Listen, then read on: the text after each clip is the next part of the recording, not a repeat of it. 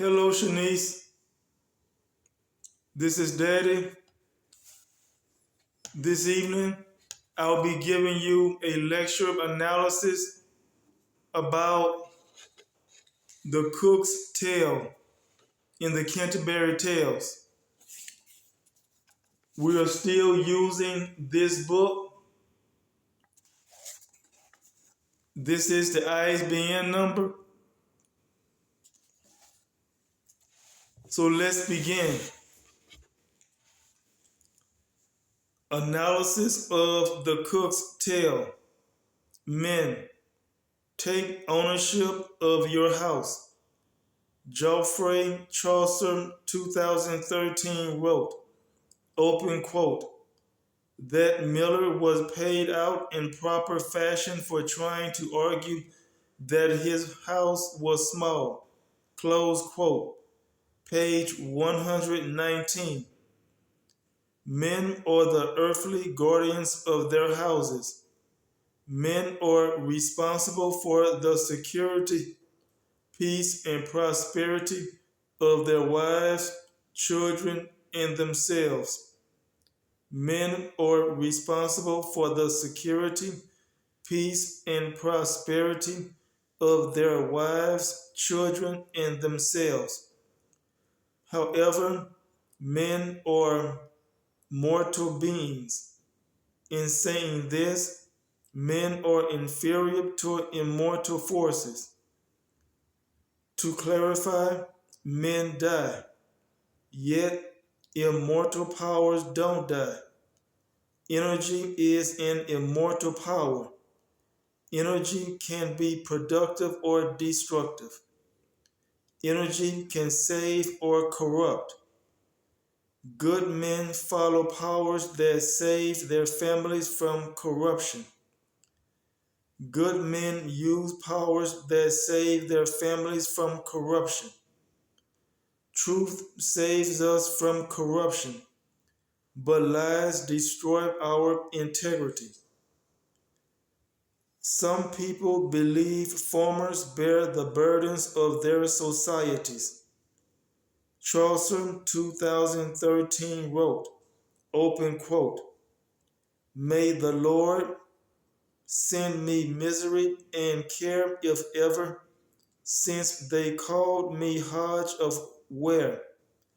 I heard a miller scored off so completely, close quote, page 119. Farmers do lots of the open quote dirty work, close quote. Many people want to preserve an appealing appearance.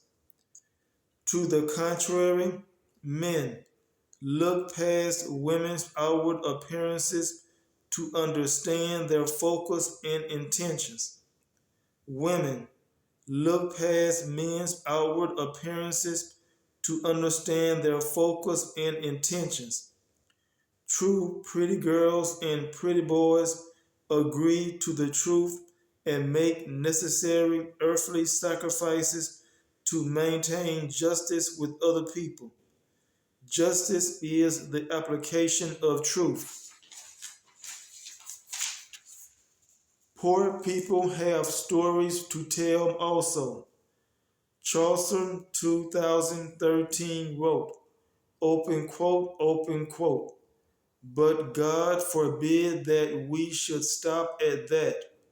So if you'll condescend to hear my chat, I'll tell a tale, though only a poor man, but I will do the very best I can. A little joke that happened in our city. Close quote, page 119. Poor people understand more knowledge than other people give them credit to understand. Poor people are at the bottom in the world. They understand their environments. In addition, they look up to middle class and rich people and understand their status from poor people's perspective. A poor person's perspective is the true perspective. Other people might not see poor people, but poor people see them. Plus, poor people feel some people's weight of oppression and burdens on them. However, rich and middle class people with humility understand poor people's lives.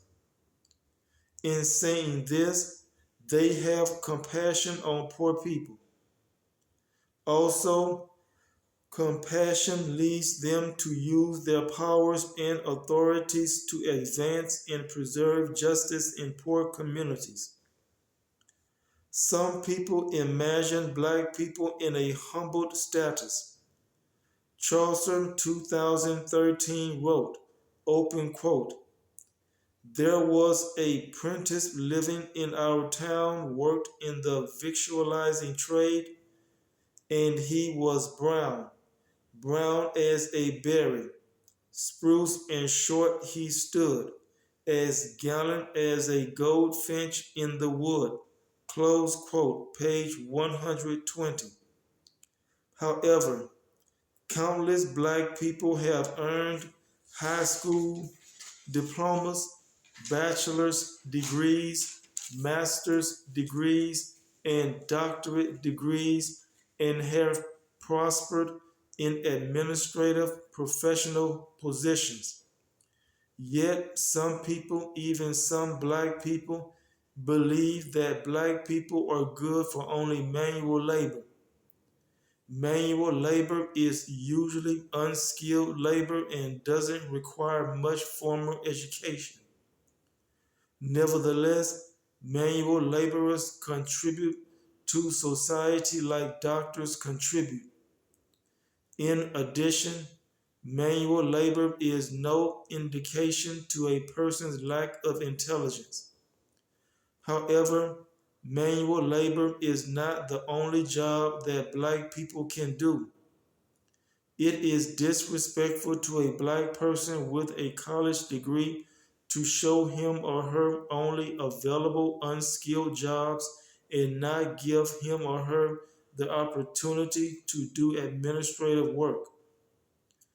Honest poor people don't participate in wild parties.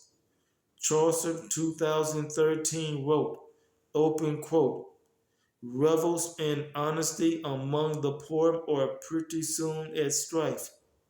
You may be sure, close quote, page 121. When I talk about poor people, I refer to humble people. Humble people agree to the truth. Humble people do what is right. Right leads to stability or security as in a right triangle. Therefore, humble people follow ways that give them the most security. Security is the foundation to a peaceful and prosperous society. Hence, humble people are not hostile with other people, and they use their abilities to provide for their households. On the other hand, wild parties are lawless. Disorder is in wild parties. People have no limits in wild parties. In saying this, people disrespect one another in wild parties. Disrespect leads to violence, destruction, death, and more disrespect. Employers isolate some employees from other employees to save the company or agency. Chaucer 2013 wrote, open quote, so with a riotous servant, sack the man, or he'll corrupt all others in the place.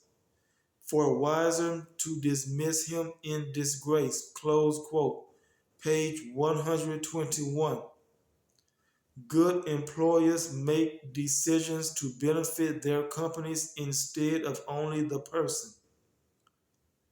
Good employers make decisions to benefit their companies instead of only one person. On another note, some employers favor certain employees because they share the same race, ethnicity, nationality, sex, sexual preference, or social organization. However, other employees might work well, but they feel like outcasts in these companies. Therefore, these workers understand that the systems of these companies are against them, and these companies become liabilities to them. Therefore, most good workers leave the companies. However, the other employees' work ethics are weak, so the company's productions decrease. The employees are forced to relocate. The, the employers are forced to relocate their companies or close permanently. When companies leave a city, tax revenues and profits at other companies decrease.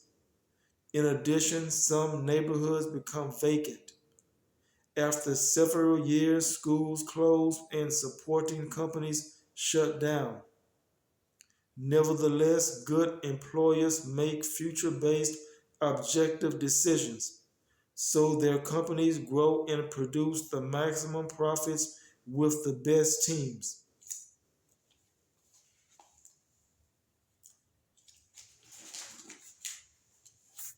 And this concludes the lecture.